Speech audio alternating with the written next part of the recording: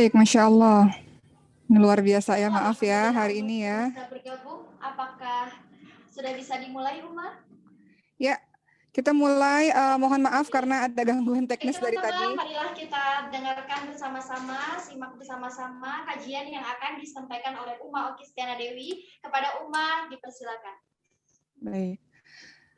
Teman-teman semua, sebelumnya mohon maaf. Ini karena mungkin pembahasannya tentang menikah, jadi tidak biasanya seperti ini. Karena pembahasannya mengenai kenapa takut menikah jadi membludak pada hari ini, sehingga di awal-awal saya agak kesulitan masuk karena kapasitasnya sudah overload. Tapi alhamdulillah pada hari ini bisa masuk, sehingga bisa berbagi kepada teman-teman semua materi yang digemari oleh banyak teman-teman muda. Sepertinya seperti itu. Baik, kita mulai teman-teman sekalian. Assalamualaikum warahmatullahi wabarakatuh. Alhamdulillahirabbil alamin wa bihi nasta'in ala umuri dunya waddin wassalatu wassalamu ala asyrafil anbiya'i wal mursalin wa ala alihi wa sahbihi ajma'in amma ba'du. Rabbi shrah li sadri wa yassir li amri wahlul 'uqdatam min lisani yafqahu qawli. Yang Uma hormati seluruh musyrifat, ustadzat, asatid, maskal hufat maupun Uma tahu bahwa di sini banyak dari lembaga-lembaga Quran maupun lembaga lainnya yang bergabung. Yang Uma hormati seluruh santri, para penghafal Quran dan teman-teman umum yang saat ini sedang bekerja atau di rumah atau di tempat kegiatannya. Hari ini insya Allah kita akan membahas mengenai kenapa takut menikah. Tentu tema ini biasanya sangat digemari oleh teman-teman muda karena beberapa mengalaminya atau beberapa merasa ingin menikah tapi banyak ketakutan-ketakutan. Maka itu yang akan kita bahas pada hari ini, sahabat-sahabat sekalian. Kita akan bahas mengenai sesuatu yang pada akhirnya mudah-mudahan teman-teman tidak perlu takut lagi, tapi juga mempersiapkan dengan sangat baik sebelum pernikahan itu ada. Ya, baik teman-teman, kita mengetahui bersama bahwa di zaman yang sekarang ini zaman yang tidak mudah. Untuk laki-laki tidak mudah, untuk perempuan juga tidak mudah. Kita banyak menemukan bahwa banyak perempuan-perempuan yang tidak punya rasa malu maupun laki-laki juga sama seperti itu. Banyak wanita-wanita yang mungkin tidak menutup auratnya dengan baik, sehingga fitrahnya laki-laki suka kepada sesuatu yang indah, maka tergodalah dia, apalagi kalau seorang pria yang memang memiliki niat yang jahat atau dia masih membujang akan mudah tergoda dengan hal-hal seperti itu, sehingga untuk membentengi diri kita atau syahwat kita dengan puasa itu terkadang sulit karena fitnahnya yang begitu besar, sahabat-sahabat sekalian. Terkadang melihat perempuan atau melihat laki-laki bagi yang perempuan ya, terkadang senang lama-lama jadi bisa melakukan hal yang macam-macam. Dimulai dari melihat, kemudian akhirnya disambung dengan percakapan-percakapan, baik dengan sosial media kah atau dengan telepon kah, nanti berujung ujung-ujungnya naudzubillah min dzalik adalah perzinahan. Jadi itu yang tidak kita inginkan. Maka tentu saja solusi yang tepat dengan fitnah yang begitu besar di zaman yang sekarang ini, teman-teman sekalian, kalau teman-teman siap secara fisik dan finansial untuk laki-laki, maka kuncinya atau jawabannya adalah dengan menikah. Kenapa dengan menikah? Sahabat-sahabat yang dimuliakan oleh Allah Subhanahu wa taala, kita pernah atau kita sering mendengar menikahlah karena menikah itu menyempurnakan setengah agama. Mari kita lihat dalam hadits riwayat Al-Baihaqi, Rasulullah SAW bersabda, jika seseorang menikah, maka ia telah menyempurnakan separuh agamanya. Karenanya, bertakwalah kepada Allah pada separuh yang lainnya. Jadi kita sering mendengar menikah itu menyempurnakan setengah agama. Apa maksudnya setengah agama? Para ulama menjelaskan, sahabat-sahabat sekalian, ini juga sudah menjelaskan di ceramah-ceramah sebelumnya sebenarnya, yang disebut sebagai menyempurnakan setengah agama, para ulama menyebutkan bahwa yang bisa merusak seseorang itu, hidup seseorang, adalah kemaluan dan perutnya. Yang bisa merusak kehidupan seseorang itu atau merusak kehidupan agama, merusak agama seseorang itu yaitu kemaluan dan perutnya. Kemaluan akan mengantarkan dia kepada zina dan perut akan mengantarkan dia kepada keserakahan. Sedangkan orang-orang yang sudah menikah, maka dia terjaga kemaluannya, maka dia berjuang untuk yang lainnya, yaitu untuk perutnya, untuk keserakahan itu dia berjuang meredam itu. Jadi di sini kita tahu bahwa dengan menikah maka seseorang akan terbentengi dirinya dari godaan syaitan, karena banyak orang yang berhasil dengan harta, berhasil lulus ujian dengan harta, berhasil lulus ujian dengan jabatan, tapi terkadang nggak berhasil lulus ujian dengan lawan jenis ya. Jadi teman-teman sekalian, nikah berarti membentengi diri dari godaan syaitan, membentengi diri dari syahwat yang bergejolak dan akan menundukkan pandangan. Maka itu jawaban kenapa pada akhirnya harus menikah. Nah, pertanyaan berikutnya adalah kenapa masih takut untuk menikah atau kenapa ragu untuk menikah? Kita lihat bahwa banyak alasan dari orang-orang ketika mereka memutuskan untuk menunda-menunda menikah.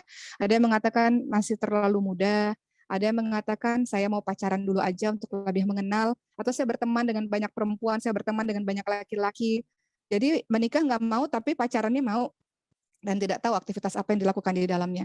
Kemudian ada yang tidak mau menikah atau menunda menikah karena alasannya ingin sukses dulu, ingin bisnis dulu, ingin berkarir dulu, dan terus ditunda-tunda dengan mengatakan ini lebih urgent daripada yang lain-lain. Padahal secara finansial dia cukup untuk menafkahi istrinya dan anaknya. Tidak harus menjadi seseorang yang kaya raya untuk bisa menikah, sahabat sekalian. Yang penting teman-teman adalah orang yang, kalau untuk laki-laki, teman-teman memiliki pekerjaan yang sekiranya bisa menafkahi anak dan istri. Adapun urusan kaya raya itu nanti setelah menikah Allah akan mengkayakan, insya Allah. Ya, jadi ada begitu banyak alasan orang-orang untuk menunda-nunda menikah. Maka hari ini kita akan membahas manfaat menikah supaya teman-teman yang muda-muda yang bergabung pada hari ini memahami dan termotivasi untuk mempersiapkan segala sesuatu begitu tahu apa manfaat menikah. Maka, apakah manfaat menikah, sahabat-sahabat sekalian? Yang pertama, manfaat menikah adalah menikah akan membuat seseorang merasa lebih tenang. Menikah membuat kita menjadi lebih tenang. Coba teman-teman renungkan ayat surah Ar-Rum ayat ke-21, surah atau ayat yang teman-teman sering lihat di undangan pernikahan. Apa kata Allah Subhanahu wa taala dalam surah Ar-Rum ayat 21? A'udzu billahi minasyaitonir rajim. Wa min ayatihi an khalaqa lakum min anfusikum azwajan litaskunu ilaiha wa ja'ala bainakum mawaddatan wa rahmah. Ayat ini sangat familiar karena dalam setiap undangan pernikahan biasanya kita lihat ayat itu. Apa kata Allah Subhanahu wa taala? Di antara tanda-tanda kekuasaannya ialah dia menciptakan untukmu istri-istri dari jenismu sendiri supaya kamu cenderung merasa tentram kepadanya. Ditaskunu ilaiha wa ja'ala bainakum mawaddatan wa rahmah. Nanti menikah itu tujuannya sakinah mawaddah wa rahmah. Kamu akan merasa tentram, tenang, penuh cinta, penuh dengan rasa kasih sayang. Jadi ketika orang menikah, Allah sendiri yang berfirman dalam surah Ar-Rum 21, maka ia akan merasa ketenangan. Yang mungkin dulu kesana kemari tidak ada tujuan, ya, tapi ketika sudah menikah dia punya tujuan, dia tahu bahwa ada orang yang harus dia temani atau dia bertanggung jawab dengannya, maka dia akan merasa lebih tenang. Baik, yang kemudian yang kedua, ketika engkau sudah merasa lebih tenang. Kalau dulu mungkin sebelum menikah ada jenis orang-orang yang memang dia bergejolak kan, ya, hawa nafsu bergejolak itu. Tapi ketika menikah dia akan lebih tenang. Ya. Baik, yang kedua, apa sih manfaat menikah? Manfaat menikah adalah engkau jangan khawatir, Allah akan mencukupkan rezekimu.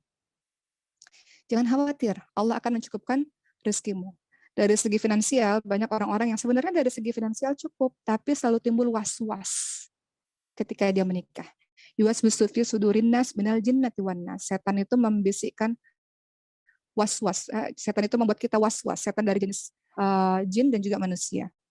Jadi sebenarnya cukup, sebenarnya sudah ada penghasilannya. Walau mungkin tidak banyak itu ukuran siapa sih gitu. Tapi yang penting dia punya penghasilan untuk bisa memberi makan istrinya.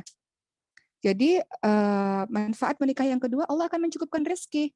Jadi jangan khawatir tentang itu. Lihat dalam surah An-Nur ayat 32 janji Allah Subhanahu wa taala. Kenapa ragu dengan itu? Apa kata Allah Subhanahu wa taala? Allah Subhanahu wa taala berfirman, dan kawinkanlah orang-orang yang sendirian di antara kamu dan orang-orang yang layak menikah dari hamba-hamba sayamu dan laki-laki dan hamba-hamba sayamu yang perempuan. Oke, ayat yang ini nih yang mau garis bawahi. jika mereka miskin, kata Allah, ya, jika mereka miskin, Allah akan memampukan mereka dengan karunia-Nya. Allah SWT berfirman dalam surah An-Nur ayat 32, jika mereka miskin, Allah akan memampukan mereka dengan karunia-Nya. Allah maha luas pemberiannya, dan Allah maha mengetahui. Jadi kalau ini mungkin laki-laki ada yang bergabung di sini untuk laki-laki, karena kan yang mencari nafkah laki-laki sebenarnya bukan perempuan. Untuk laki-laki di sini yang menonton, ketika engkau sudah punya pekerjaan, berapapun itu penghasilannya, ketika engkau yakin itu bisa memberikan makan istrimu dan anakmu, dan insya Allah nanti setelah menikah akan Allah tambahkan lagi insya Allah, maka kenapa harus was-was? Itu bisikan syaitan yang membuat engkau terus menunda. Ketika engkau menunda, apa yang terjadi? Jadinya nanti jadi pacaran. Engkau sudah suka sama seseorang, engkau sudah tertarik sama seseorang, tapi nggak mau menikah. Padahal sudah punya penghasilan, engkau tunda. Tapi engkau jalin komunikasi terlalu erat, engkau bertemu terlalu sering, misal, maka itulah cara syaitan sehingga membuat engkau menunda-nunda seperti itu. Jadi manfaat menikah yang kedua, sahabat sekalian, adalah Allah akan memampukanmu, Allah akan mencukupkan rezeki untukmu. Jadi jangan khawatir untuk itu, asalkan engkau adalah, ini untuk laki-laki khususnya, engkau adalah, atau teman-teman perempuan yang ingin melihat laki-laki ya, yang ingin melihat laki-laki yang mana nih yang yang serius sama saya. Jadi intinya asalkan dia mau bekerja dan asalkan dia bertanggung jawab, itu cukup teman-teman sekalian. Dia bekerja, berapapun penghasilan, yang penting dia bekerja keras misalnya, dan dia bertanggung jawab. Maka insya Allah mudah-mudahan Allah mudahkan dan Allah luaskan rezekinya. Teman-teman yang dirahmati oleh Allah Subhanahu wa taala, menikah itu adalah sebuah ketaatan. Menikah itu adalah beribadah di jalan Allah Subhanahu wa taala. Jadi nggak mungkin Allah membuat seseorang yang menikah itu sengsara ketika dia punya niat baik untuk menikah. Betul nggak? Walaupun pasti dalam pernikahan Allah akan berikan ujian demi ujian, pasti, tidak mungkin tidak. Contoh dalam kehidupan lain lah. Uma cerita sedikit ya tentang kisah Uma. Jadi waktu itu ibu Uma sakit autoimun, harus masuk ke rumah sakit. Kita nggak punya uang untuk masuk ke rumah sakit. Sementara Uma kalau waktu itu belum berjilbab, tapi kemudian orang-orang mengatakan oke, main film aja dan kemudian nanti kamu dapat uang untuk mengobati biaya ibumu. Padahal pada saat itu Uma baru 1 hari pakai jilbab. Tapi Uma yakin nggak mungkin saya mendekati Allah, Allah mengabaikan saya. Nggak mungkin saya mendekati Allah, Allah menyengsarakan saya. Saya memang perlu duit untuk pengobatan ibu saya, tapi saya sedang menjalankan ketaatan kepada Allah. Dan saya percaya betul kalau saya menjalankan ketaatan Allah nggak akan mungkin mengabaikan. Allah uji, iya. Allah uji untuk melihat keseriusan, iya. Tapi nggak mungkin Allah menyengsarakan. Sama halnya dengan menikah, sahabat sekalian. Menikah itu suatu ibadah, menikah itu suatu ketaatan. Tidak mungkin Allah membiarkan hambanya sengsara ketika orang itu ingin berbuat kebaikan. Dalam hal ini menikah. Jadi was-was itu, a'udzubillahi minasyaitonirrajim, itu was-was itu dari syaitan yang membuat kita menunda-nunda, dan masa penundaan itu kita lakukan hal-hal yang diharamkan oleh Allah Subhanahu wa taala. Bisa jadi kalau kita lihat dalam surah An-Nur ayat 32 tadi, Allah akan mengkayakan, Allah akan memampukan. Bisa jadi nanti setelah menikah Allah cukupkan rezeki itu. Betapa banyak kalau kita lihat teman-teman sekalian. Awal menikah mungkin belum punya apa-apa, tapi dengan mereka berdua, mereka bersama-sama berjuang, sekarang sudah sukses, Masya Allah. Berjuang bersama-sama dari awal, nggak apa-apa kayak gitu, itu terasa lebih indah. Atau misalnya bisa saja Allah berikan sifat qanaah kepada sang istri, ya, merasa cukup dengan pemberian dari suami. Itu yang dimaksudkan Allah akan mencukupi rezekinya. Ya, mari kita simak perkataannya Umar bin Khattab radhiyallahu anhu. Apa kata beliau? Aku heran terhadap orang yang tidak mencari kekayaan lewat pernikahan. Padahal Allah berfirman yang artinya, jika mereka miskin, Allah akan membuat mereka kaya dengan karunia-Nya. Ya, jadi jangan terlalu banyak kekhawatiran ini itu. Persiapan penting. Nanti kita akan bahas di belakang. Tapi bukan berarti sebenarnya sudah siap, tapi engkau menunda-nunda terus karena alasan-alasan lain, ditambah engkau melakukan kemaksiatan. Baik, kita lihat teman-teman sekalian, kemaksiatan itu maksudnya pacaran ya. Kemaksiatan itu maksudnya pacaran, di mana dalam pacaran ada perkataan yang kau ucapkan yang tidak patut diucapkan kepada yang haram, dan kemudian ada perbuatan yang dilakukan yang tidak patut, yang dilarang oleh Allah Subhanahu wa taala. Umat tidak ingin membahas lebih lanjut mengenai ini, tapi teman-teman tahu sendirilah ya, dalam pacaran itu aktivitas apa yang dikerjakan. Baik, kita lihat sahabat-sahabat sekalian, sabda Rasulullah SAW mengenai kelompok-kelompok manusia yang akan ditolong oleh Allah dalam hadis riwayat Ahmad. Dan hadis ini hadis yang kuat. Rasulullah bersabda, ada 3 kelompok manusia yang pasti ditolong oleh Allah. Siapakah itu? Yang pertama, mujahid di jalan Allah. Mujahid di jalan Allah. Kedua, pemuda yang menikah untuk menjaga kehormatan dirinya, orang-orang yang menikah untuk menjaga kehormatan dirinya. Dan yang ketiga, budak yang berusaha memerdekakan diri agar leluasa beribadah. Tapi kita lihat dalam 3 poin ini ada satu yang disebutkan orang-orang muda yang ingin menikah untuk menjaga kehormatan dirinya. Dia khawatir, dia takut. Dia merasa bahwa dia sudah mampu. Kemudian dia takut kalau dia melajang terlalu lama, dia akan mengerjakan perbuatan yang dibenci oleh Allah.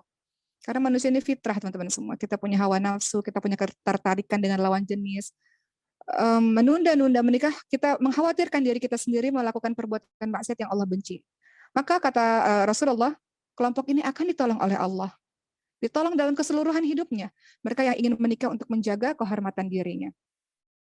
Baik, kita masuk manfaat menikah yang ketiga, sahabat-sahabat sekalian. Orang yang menikah, manfaatnya adalah dia sudah menjalankan sunnah Rasulullah SAW. Orang menikah itu berarti dia menjalankan sunnahnya Rasulullah SAW. Teman-teman lihat dalam surah Ar-Ra'du, biasanya sering dibilang Ar-Ra'du atau Ar-Ra'ad ya. Ar-Ra'du ya, dalam surah Ar-Ra'du ayat ke-38. Apa kata Allah Subhanahu wa taala? A'udzubillahi minasyaitonir rajim. Dan sesungguhnya kami telah mengutus beberapa rasul sebelum kamu dan kami memberikan kepada mereka istri-istri dan keturunan. Ini menunjukkan bahwa para rasul itu menikah dan memiliki keturunan.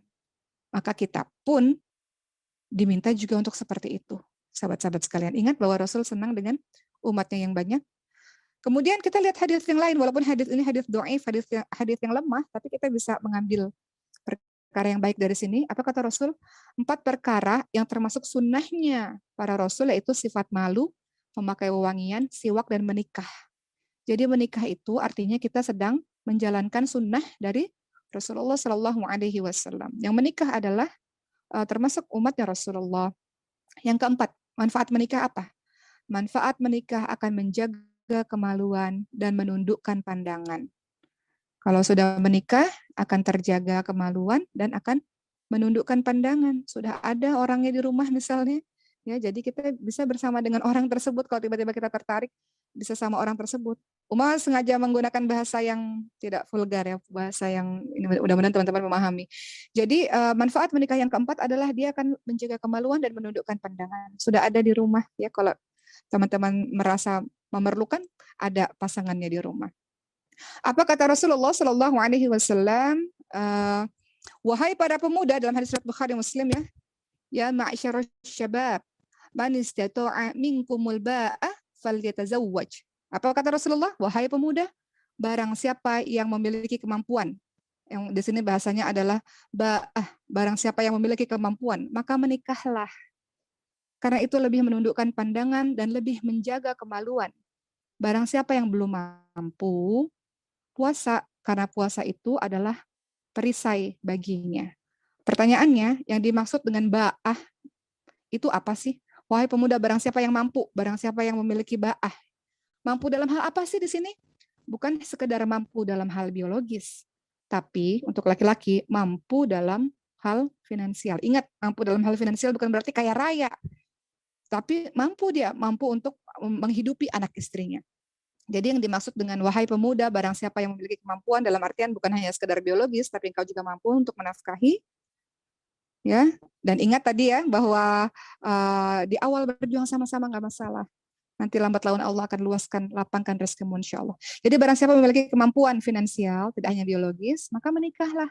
Tapi kalau belum mampu, masih minta duit dari orang tua yang laki-laki, artinya belum mampu menikah, maka perbanyak berpuasa sembari engkau mempersiapkan dirimu. Begitu pula perempuan. Selama ini terlalu childish, selama ini bergantung penuh sama orang tua, selama ini ngurusin diri sendiri aja belum beres, berarti misalnya belum mampu. Maka persiapkan dirimu. Secara ilmu mungkin belum mampu, belajar dulu. Sembari menunggu itu, maka berpuasa untuk menekan nafsu syahwatmu misalnya ya. Dengan berpuasa kita jadi enggan untuk berbuat maksiat. Puasa sambil persiapkan semuanya, ketika sudah siap maka menikahlah. Ya, jadi itulah manfaat atau keutamaan menikah. Beberapa poin tadi yang sudah dijelaskan. Semoga beberapa poin itu membuat kita memahami dan yang sudah siap terdorong, tidak lagi ragu-ragu untuk menikah. Maka kita lihat teman-teman sekalian, ada pertanyaan seperti ini. Banyak juga kok ulama yang tidak menikah. Ada beberapa ulama mereka sampai meninggalnya tidak menikah. Contohnya misalnya Ibnu Taimiyah rahimahullah lah misalnya. Ibnu Taimiyah itu seorang ulama tapi beliau sampai meninggal dunia tidak menikah. Kenapa itu? Maka jawabannya adalah beliau itu menyibukkan dirinya dengan ilmu. Ulama-ulama itu berusaha memberikan manfaat yang banyak untuk umat. Hari-harinya adalah untuk menyampaikan ilmu atau mempelajari ilmu, ya. Sedangkan orang di luar sana tidak seperti itu. Mungkin orang di luar sana melakukan perkara-perkara yang dibenci oleh Allah dengan alasan belum siap untuk menikah, tapi melakukan hal-hal maksiat, maka hati-hati, mereka sendiri bisa binasa karena godaan-godaan wanita yang luar biasa. Termasuk juga para perempuan sama. Tidak hanya laki-laki, tapi juga perempuan. Kita melihat orang-orang di luar sana ada cowok-cowok keren, ikhwan-ikhwan yang keren gitu ya. Tapi ternyata terjebak juga kita. Jadi naudzubillah min dzalik. Beda dengan para ulama yang memang menyembuhkan diri siang malamnya dengan ilmu dan bermanfaat untuk umat. Seperti itu.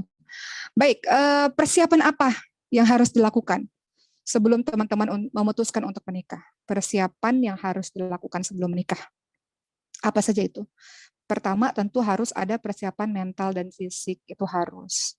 Diri sendiri aja terlalu childish, diri sendiri aja nggak sabaran, diri sendiri aja berantakan, ngurus diri nggak bisa misalnya, sudah mau menikah, bagaimana mungkin?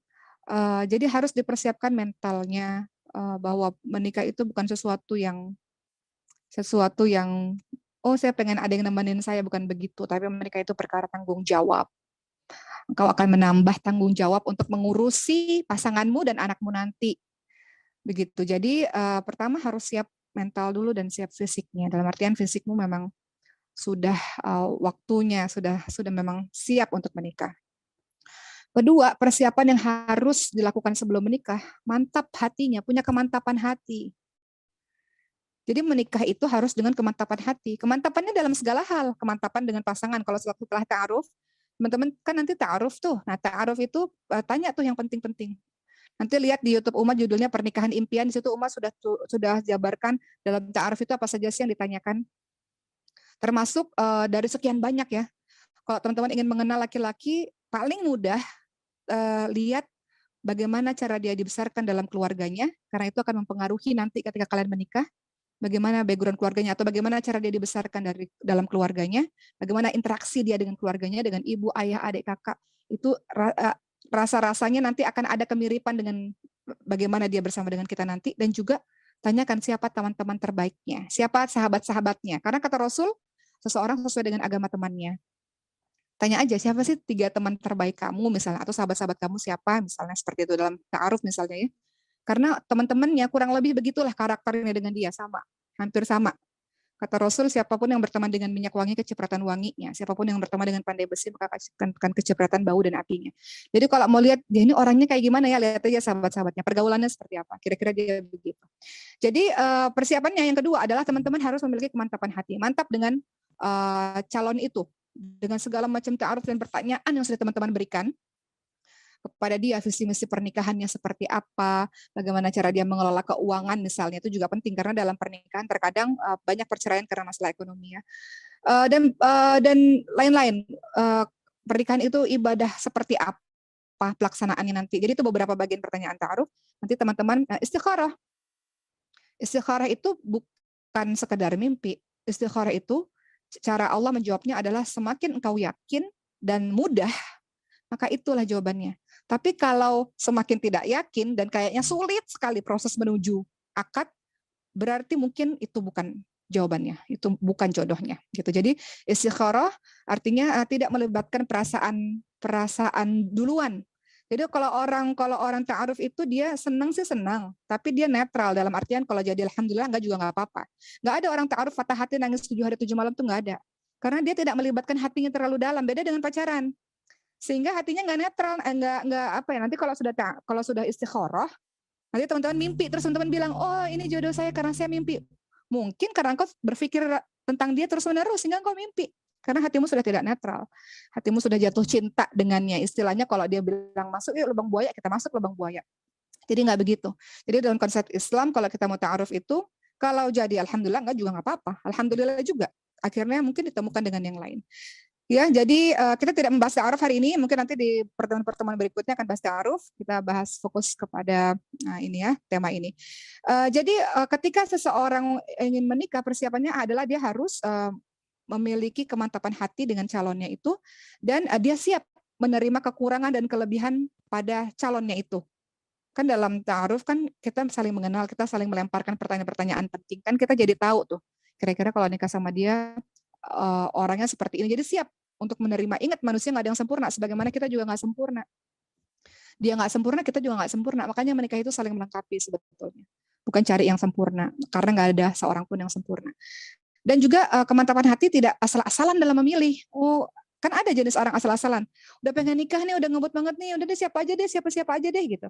Tidak bisa, tidak boleh asal-asalan. Makanya harus ada yang namanya istikharah, ya, istikharah dan minta pendapat dari orang-orang bijak, dari guru, dari orang tua, dengarkan mereka yang memang lebih ada pengalamannya daripada kita.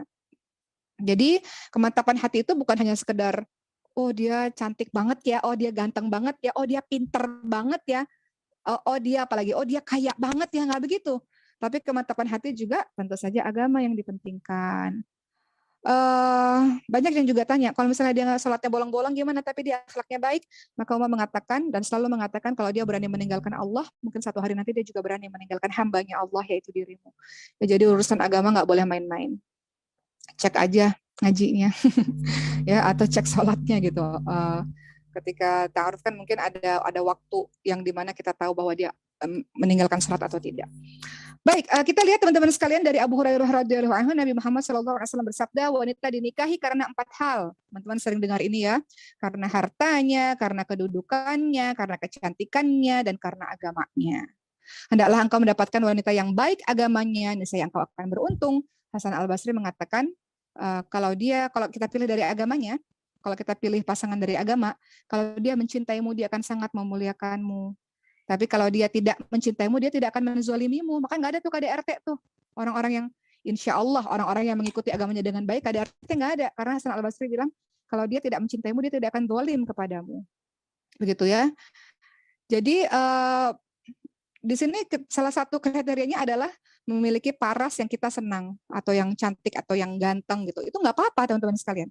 Karena itu memudahkan kita untuk beribadah dengannya, memudahkan kita untuk melayaninya, memudahkan kita untuk berinteraksi dengannya. Karena kalau menurut pandangan kita dianya buruk rupa, bukan buruk rupa ya, dianya nggak sesuai dengan kriteria kita, mungkin kita agak sulit untuk bisa berinteraksi dengannya. Ya, karena ada kejadian di zamannya Rasul menikah dengan seseorang yang dia nggak suka secara fisik, gitu. Jadi membuat dia merasa bersalah karena nggak bisa melayaninya dengan baik, akhirnya berpisah. Jadi sebenarnya boleh memilih sesuai fisik yang sekriterianya kita, itu boleh. Tapi kenapa? Kenapa boleh? Karena kita lihat nih, Imam Ibnu Qudamah rahimahullah berkata begini, memiliki pasangan yang berparas menarik bagi kita, itu lebih menenangkan hati, mata tidak melirik kepada yang lain, juga semakin menyempurnakan kasih sayang. Oleh karenanya disyariatkan dalam Islam memandangi pasangan yang hendak ingin dinikahi. Jadi kalau menurut Uma nih, suami Uma yang paling ganteng, kan menurut teman-teman beda lagi gitu. Jadi setiap orang kan punya standar kegantengan atau kecantikan yang berbeda-beda, tapi itu penting juga untuk menjadi salah satu kriteria, karena setiap orang punya kriterianya masing-masing supaya kita mudah dalam berinteraksi dengannya, menyenangkan dalam berinteraksi dengannya. Ganteng, cantik itu penting, tapi ingat bahwa cari yang agamanya baik. Balik-balik ujung-ujungnya ke situ. Agamanya baik itu bukan hanya sekedar hafal 30 juz, hafal ribuan hadis, bukan, tapi juga akhlaknya baik. Kalau agama baik, pasti akhlaknya baik. Kalau dia menjalankan agama dengan baik, dia paham agamanya dengan baik, maka akhlaknya baik. Walaupun manusia nggak sempurna. Pasti adalah 1-2 yang nggak sempurna darinya, tapi secara keseluruhan dia orang yang baik. Baik, kita lihat dalam hadis riwayat Ibnu Majah, Rasulullah SAW bersabda, jangan kalian menikahi wanita karena kecantikannya. Bisa jadi kecantikannya itu merusak mereka. Dan jangan pula menikah karena hartanya. Jangan menikah karena hartanya. Jangan menikah karena parasnya saja. Dan jangan pula menikah karena hartanya saja. Bisa jadi karena harta itu membuat fitnah yang besar. Membuat mereka menjadi orang yang sesat. Tetapi nikahlah berdasarkan agamanya. Begitu. Baik, berikutnya kesiapan apa lagi sih yang harus kita miliki kalau kita mau menikah? Yang ketiga adalah untuk laki-laki kesiapan finansial. Kesiapan finansial. Menikah bukan aku cinta sama dia, cinta mati. Biasanya orang tua bilang begini, memangnya menikah memangnya apa ya bahasanya ya. Tapi cinta itu tidak cukup untuk bisa menjalankan bahtera rumah tangga. Tapi harus ada karena banyak pernikahan cerai karena masalah keuangan. Coba teman-teman lihat berita di awal-awal pandemi COVID-19 ini banyak orang-orang bercerai karena masalah finansial loh. Ya jadi sebelum menikah pastikan bahwa memiliki kesiapan finansial. Sekali lagi tidak perlu kaya raya. Kalau kaya raya alhamdulillah. Tapi tidak perlu harus menunggu kaya raya dan menunggu sampai kapan kaya raya itu. Apa batasannya teman-teman sekalian? Tapi engkau siap. Insya Allah akan bantu ya. Baik. Makanya Rasulullah SAW tadi di dalam hadis tadi kan, barang siapa, wahai pemuda, barang siapa yang mampu memiliki ba'ah maka menikah. Ba'ah ini tidak hanya biologis, tadi mau jelaskan, tapi juga memiliki kemampuan finansial. Ya, mampu dia untuk memberi makan anaknya, memberikan tempat tinggal yang layak untuk keluarganya seperti itu. Ya baik. Berikutnya yang keempat, apalagi teman-teman sekalian, ketika teman-teman memutuskan ingin menikah, persiapan apa yang harus teman-teman lakukan? Teman-teman harus siap menjalani kehidupan yang berbeda. Harus siap dengan itu. Karena ketika teman-teman menikah, berarti teman-teman menjalankan kehidupan yang baru. Dan itu artinya harus siap menghadapi banyak hal tak terduga. Yang teman-teman nggak nyangka, mungkin teman-teman akan mengalaminya. Jadi kita harus paham bahwa kehidupan setelah menikah jauh berbeda dengan kehidupan ketika teman-teman lajang. Maka harus paham juga bahwa ketika teman-teman menikah bukan lagi urusan pribadi, tapi bukan lagi kepentingan pribadi, tapi kepentingan bersama. Mungkin kalau dulu bebas nih waktunya, waktu untuk diri sendirinya banyak gitu. Tapi ketika sudah menikah, untuk perempuan misalnya harus dengan persetujuan suami. Ketika suaminya bilang jangan kuliah lagi, 24 jam di rumah, misal harus nurut. Makanya harus ada syarat pranikah gitu ya. Kalau misalnya mau tetap kuliah, mau tetap belajar, mau tetap berbisnis misalnya apapun itu, maka kasih syarat pranikah. Karena kalau suami udah menikah dan suami bilang harus di rumah aja, saya cukupi kehidupanmu, ya sudah kita harus di rumah saja gitu ya. Jadi ada syarat-syarat yang kita ajukan pada masa ta'aruf itu. Bagaimana kalau saya meminta ini gitu sebagai syarat. Misalnya saya kalau sudah menikah saya tetap mau kuliah, kalau sudah menikah saya tetap mau berkarir seperti ini misalnya. Ya, itu bisa disampaikan di awal. Baik, teman-teman sekalian, yang kelima, apa saja persiapan yang harus dilakukan sebelum kau menikah? Kau harus siap menghadapi masa depan yang baru. Ya, pasangan suami istri bersama-sama membangun masa depan yang baru, masa depan yang terbaik. Jadi rencana-rencana itu akan disusun oleh suami istri untuk mencapai target-target tertentu. Ya, jadi itu beberapa persiapan. Kalau setelah persiapan-persiapan ini dilakukan tapi masih ragu juga, masih takut juga, apa yang harus dilakukan? Setelah semua persiapan sudah dilakukan, banyak yang takut dikhianati, takut dikecewakan, takut nggak sabar, takut nggak bisa membahagiakan pasangan, takut nggak dicintai, atau takut ini, takut itu, takut bla bla bla, banyak ketakutan-ketakutan. Apa yang harus dilakukan? Padahal persiapannya sudah sebenarnya. Secara fisik siap, secara mental insya Allah siap. Setelah keilmuan, ya insya Allah siap, sudah mulai paham sedikit-sedikit. Tapi masih takut juga, apa yang harus dilakukan? Pertama, tawakal 'ala Allah.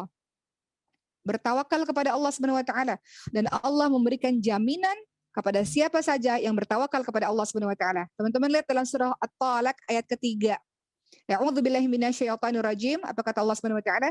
Wa may yatawakkal 'ala Allah fahuwa hasbuh. Barang siapa yang bertawakal kepada Allah, Allah akan memberikan kecukupan untuknya. Tawakal itu bukan berarti diam, nggak ngapa-ngapain, berserah sama Allah. Tawakal itu adalah doa, usaha, ikhtiar, dan menyerahkan hasil ikhtiar dan doa-doa kita kepada Allah Subhanahu wa taala. Ya, itu yang dinamakan dengan tawakal, sahabat-sahabat sekalian. Jadi kalau merasa takut, banyak yang buat takut tuh banyak. Bisa jadi memang bisikan syaitan bilang, udahlah pacaran aja. Pacaran juga dapat semuanya kok, ngapain lagi nikah? Pacaran bisa bergonta-ganti, bisa cara syaitan begitu. Atau yang kedua, syaitan akan bilang, nanti karirmu habis kalau kamu menikah, bisa. Atau setan akan bilang, kamu ingat nggak dulu keluarga kamu berantakan, broken home misalnya ya. Ngeri kan menikah itu kamu akan mengalami ini juga, itu juga, mungkin bisikan setan seperti itu sehingga kita takut karena kita punya trauma di masa lalu. Padahal orang ini orang baik, misal kita udah ta'aruf dan orang-orang sekitar mengatakan orang ini baik, tapi setan membisikkan ketakutan, was-was kepada diri kita. Maka yang harus kita lakukan tawakal kepada Allah, sahabat sekalian. Tawakal 'ala Allah. Fisik udah siap insya Allah, mental udah siap insya Allah, finansial insya Allah dengan pertolongan dari Allah. Kita orang yang perempuannya qanaah, kemudian yang laki-lakinya pekerja keras bertanggung jawab, insya Allah siap. Tapi masih banyak ketakutan, tawakkal 'ala Allah ya. Kata Allah, bertawakal kepada Allah, Allah akan memberikan kecukupan untukmu. Jadi kedepankan rasa tawakal dalam menghadapi segala sesuatu di masa depan yang nggak pasti. Kadang kita ketakutan berlebihan teman-teman sekalian, jadi nggak bisa bergerak. Ya nggak bisa, takut untuk melakukan sebuah ibadah, padahal itu ibadah. Jadi pasrahkan kepada Allah Subhanahu Wa Taala dengan doa dan usaha ya, dan insya Allah Allah akan memberikan kebahagiaan untukmu. Begitu ya, jadi tawakal 'ala Allah itu penting. Dan kemudian yang kedua, kalau masih takut, masih ragu, padahal semua persiapan sudah, hadirkan semangat dan niat untuk menjaga kehormatan. Hadirkan semangat. Saya sudah rasa saya mampu dan saya insya Allah saya menikah untuk menjaga kehormatan saya. Ya, jadi teman-teman ini menikah dalam rangka mencari yang halal, teman-teman semua. Jadi pernikahan itu bernilainya ibadah. Maka teman-teman berhak mendapatkan pertolongan dari Allah Subhanahu wa taala. Karena teman-teman mencari yang halal. Ya, seperti hadis tadi yang Mama sebutkan di awal dari Abu Hurairah radhiyallahu anhu, Rasulullah sallallahu alaihi wasallam bersabda, ada 3 orang yang akan Allah tolong, yang paling berhak Allah tolong. Salah satunya adalah orang yang ingin menikah. Orang yang menikah karena ingin menjaga kehormatan dirinya. Dia khawatir pada dirinya sendiri. Kalau nggak nikah nanti saya manusia yang lemah, mudah tergoda, nanti saya berbuat yang aneh-aneh. Begitu. Dan yang terakhir, sahabat sekalian, kalau masih takut juga untuk menikah, apalagi yang harus dipersiapkan? Maka teman-teman harus memahami, masih ada waktu sekarang, memahami pentingnya hak dan kewajiban antara laki-laki dan perempuan. Teman-teman harus tahu. Diskusikan itu kepada orang yang teman-teman sedang ta'aruf misalnya. Diskusikan itu antara hak dan kewajiban. Paham nggak hak dan kewajibannya? Jangan-jangan dia nggak paham hak dan kewajiban. Atau jangan kita nggak paham. Contoh misal, apa ya contohnya ya, Ar-rijalu qawwamuna 'alan nisa. Ar-rijalu qawwamuna 'alan nisa. Surah An-Nisa 34. Laki-laki itu qawwam bagi perempuannya karena salah satunya dia mencari nafkah. Ada laki-laki yang mungkin nggak paham tentang hak dan kewajibannya, jadi dia merasa, oh istri saya sudah bekerja, sudah punya uang. Dia bisa kok menghidupi dirinya sendiri. Jadi saya nggak perlu nih ngasih uang. Padahal berapapun, sekecil apapun kamu memberikan uang, kamu tetap wajib memberikan uang kepadanya, memberikan nafkah kepadanya, karena itu adalah kewajibannya laki-laki. Contoh ya, jadi yang harus dilakukan sebelum engkau membina bahtera rumah tangga yang begitu banyak gelombangnya, memahami hak dan kewajiban dalam Islam. Jadi ngerti, oh ternyata kalau perempuan itu yang harus dilakukan begini, laki-laki adalah begini, begitu. Ya, jadi itu nanti bisa di ceramah yang lain mengenai hak dan kewajiban suami istri, tapi pastikan bahwa kita masing-masing memahami tentang hak dan kewajiban kita dalam membangun bahtera rumah tangga, dalam menjalankan bahtera rumah tangga. Berikutnya, teman-teman sekalian, setelah ini kita akan masuk sesi tanya jawab. Untuk teman laki-laki yang mau bersiap sholat Jumat, nggak apa-apa, silakan di live. Untuk teman-teman akhwat, teman-teman perempuan yang masih bergabung, nggak apa-apa, karena kemarin Uma berjanji bahwa kita akan buka sesi tanya jawab pada hari ini. Ya, berikutnya teman-teman sekalian, sehingga setelah teman-teman mendengar semua manfaat pernikahan dan juga persiapan-persiapan apa yang harus dilakukan, maka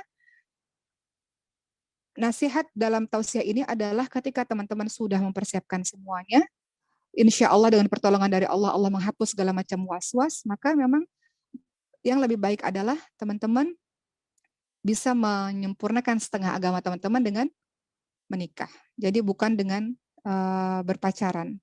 Atau bilangnya nggak pacaran, tapi aktivitasnya seperti orang berpacaran ya. Jadi jangan begitu, karena sesoleh apapun orang, ada banyak sekali kisah, ada sesoleh apapun orang, kalau sudah berani untuk membuka peluang, maka jangan buka peluang, karena kalau udah buka peluang berhentinya susah.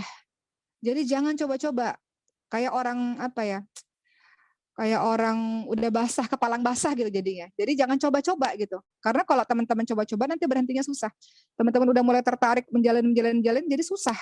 Jadi dari awal tuh ditutup aksesnya supaya kita nggak terjebak kepada yang namanya berpacaran dan ujung-ujungnya na'udzubillah min zalik bisa juga married by accident ya, atau dia berzina kemudian akhirnya married by accident, na'udzubillah min zalik ya. Jadi itu yang diwanti-wanti, yang diingatkan oleh Allah Subhanahu wa taala dalam surah Al-Isra ayat 32. Allah Subhanahu wa taala berfirman, a'udzubillahi minasyaitonir rajim. Kata Allah apa? Wala taqrabuz zina, wala taqrabuz zina innahu kana fahisha wa sa'a sabila. Wala taqrabuz zina. Jangan mendekati zina ya. Jadi kata Allah Subhanahu wa taala, sesungguhnya zina adalah suatu perbuatan yang keji dan sebuah jalan yang buruk. Dan bagaimana kalau teman-teman lagi belajar? Di sini banyak santri-santri nih, 1 tahun belajar menghafalkan 30 juz Al-Quran. Tapi ngebet pengen nikah. Gimana itu? Maka jawabannya adalah bersabar untuk menikah. Selesaikan dulu, nih 1 tahun nih, nggak lama kok. Kecuali, ini karena teman-teman di asrama, jadi teman-teman nggak boleh menikah dulu, saat ini. Tapi kalau teman-teman yang di kampus-kampus terbuka, misalnya mau menikah silahkan, tapi teman-teman harus paham, artinya teman-teman harus menambah tanggung jawab lagi. Kuliah itu sudah tanggung jawab. Menikah, teman-teman harus tambah tanggung jawab lagi. Siap nggak kira-kira? Dan biasanya ini dilakukan oleh orang-orang yang super hebat. Kuliahnya kelar, pernikahannya beres, super hebat. Kalau Uma dulu S1, Uma nggak sanggup. S1 kayaknya ya berat ya, 4 tahun kuliah itu kayaknya berat, jadi belum sanggup. Jadi memutuskan untuk nanti aja nikahnya, gitu setelah S1 selesai.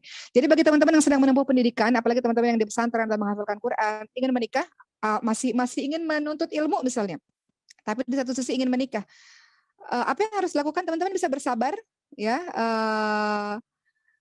dan teman-teman selesaikan itu. Hafal Quran, teman-teman selesaikan itu. Di Mas Nafas programnya 1 tahun, teman-teman selesaikan itu. Setelah selesai, teman-teman punya bekal.